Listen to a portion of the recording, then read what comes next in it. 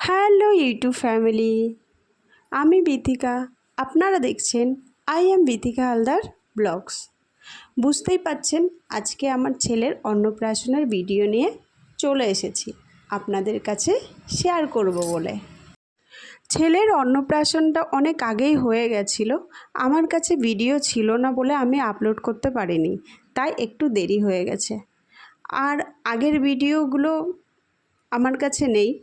প্রথম থেকে স্নান করানো, গায়ে হলুদ কোনো ভিডিওই আমার কাছে নেই, কারণ ছেলের অন্নপ্রাশন। মা কতটা ব্যস্ততার মধ্যে ছিল সেটা তো বুঝতেই পারছেন। আমি একটুও সময় পাইনি ভিডিও করব বলে। আর ছেলের অন্নপ্রাশন যখন মুখে প্রসাদ নেবে, মাকে নাকি দেখতে নেই, অদ্ভুত একটা নিয়ম। আমার ছেলে প্রথম ভাত খাবে, আমিই নাকি দেখতে পারবো না।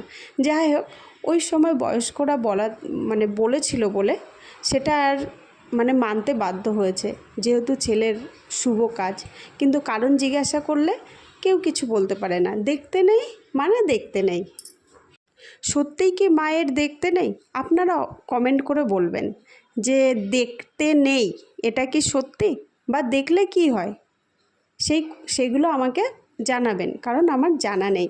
আপনারা যদি জেনে থাকেন অবশ্যই আমাকে কমেন্ট করবেন। চলুন তাহলে দেখতে থাকি ছেলের মুখে প্রসাদটা। মামার হাত থেকে প্রথম মুখে প্রসাদ নিচ্ছে, ভাত খাচ্ছে। আর আমার ছেলের মুখের রিয়াকশানটা ছিল এমন অদ্ভুত, দেখে হাসি পাচ্ছিল। যাই হোক, আমার ছেলের দুপাশে দুই দাদু বসে আছে।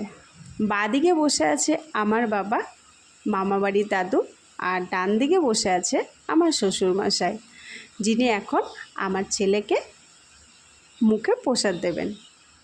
আর আমার মেয়ে আছে, যে বড়, আমার মেয়ে 12 বছর এখন চলছে।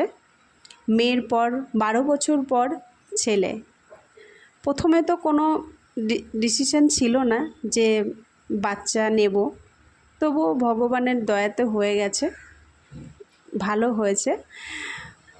আমার মেয়ের মুখে প্রসাদ যেটা হয়নি, হয়েছে, মন্দিরে দিয়েছিলাম, কিন্তু এইভাবে অন্নপ্রাশন করতে পারিনি, তখন অনেক সমস্যার মধ্যে ছিলাম, তাই প্রথম মেয়েকে মুখে প্রসাদ দিতে পারিনি।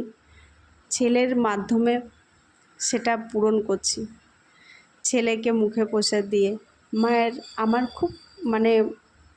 খুব আনন্দ হচ্ছে, ভাষা খুঁজে পাচ্ছি না কিছু বলার, যে মায়ের যে কতটা আনন্দ হয় একটা মাই সেটাও অনুভব করতে পারবে।